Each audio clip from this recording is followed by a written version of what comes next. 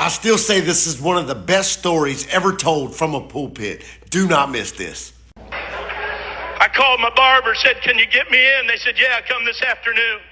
I went to the barber shop, so happy and pleased I was going to get a good haircut from a barber I trust. And when it came time for my appointment, the receptionist come out and said, "Mr. Cunningham, I'm sorry, but your barber had to leave on an emergency. He's not here today, but Julie can cut your hair if you want her to." And I thought, well, I'm here. I need a haircut. Julie will be just fine. About 2 minutes later, a girl stepped around the petition.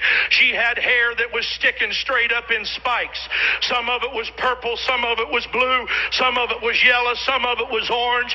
That girl must have had 100 piercings in her face, all around her ears, her lips, her nose. I mean, in the sides of her eyes, she was all pierced up.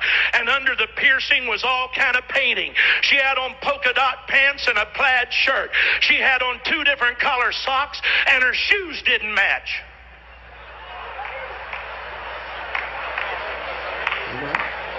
She said, "I'm Julie. Are you Jack?"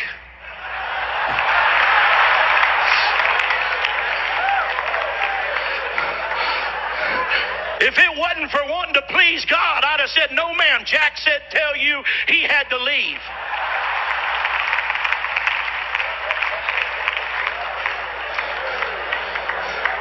And I thought, well, I'll just endure it. And I went and sat down, and I did like I do too often. I thought I'll just go to sleep.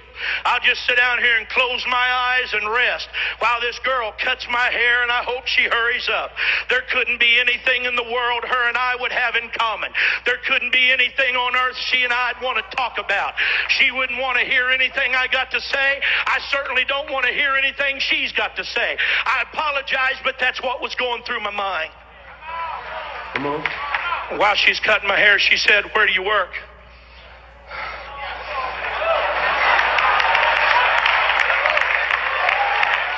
So, well, I work over here at the World Evangelism Center. Go to the end of I-70 and right where it butts into 270, that big building right there. And she said, "Oh, yeah, I was there the other day." I said, "You were at World Evangelism Center the other day?" She said, "Yeah, you have a bookstore in there, don't you?" I said, "Yes, ma'am."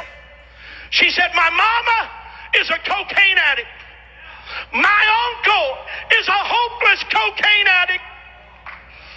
And she said, "Somebody gave my mama one of those videos on Left Behind." And she said, "We all sat down in the living room and watched it." And she said, "I don't know nothing about God, and I don't know nothing about the church, and I don't know nothing about the Bible." But she said, "When I was finished watching it, I knew I didn't want to go to hell."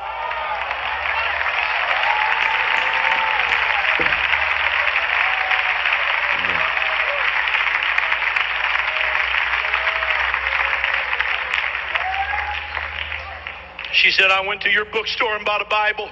She said, "I don't know how else to find out anything about God." She said, "I just bought a Bible and I'm going to start reading it through." She said, "I've had it 2 days now. I've already read." And she named some books that she had been reading from. But she said, "I really don't understand anything about it." And when I looked in the mirror, tears are streaming down her face. The other people that are cutting hair have quit cutting hair.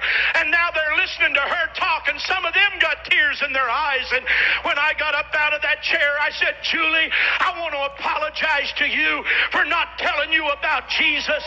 I said, "But Amen. if you'll stay here, I'm going to go to my office and get a Bible study.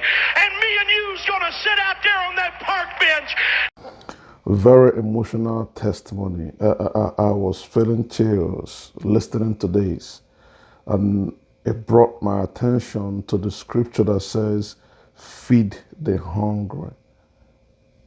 A lot of times we think it's all about people that are hungry or people that are broke that the Bible wants us to feed. There's a lot of people that are hunger for the truth. There's a lot of people that just need you to tell them what the truth is all about. You are genuinely feeding them. And remember, only the truth can set us free. There is some testimony, there is some things that people will hear around them, around you, that will make them to know, wow, I have have been missing the truth. Now I have found the truth, and that truth will lead me. That truth will guide me. That truth will encourage me to step into the dimension that God want me, the place that God want me. A lot of times we just neglect those things, feeding the hunger, feeding the hungry. It can be a rich man, it can be a pastor, it can be somebody out there that need to be fed the truth. And when you begin to do the calling that God has for you, helping others, my goodness, you don't know who you are touching. This testimony, this touched me so much. And look at the girl broke down in tears. Wow. I'm encouraged.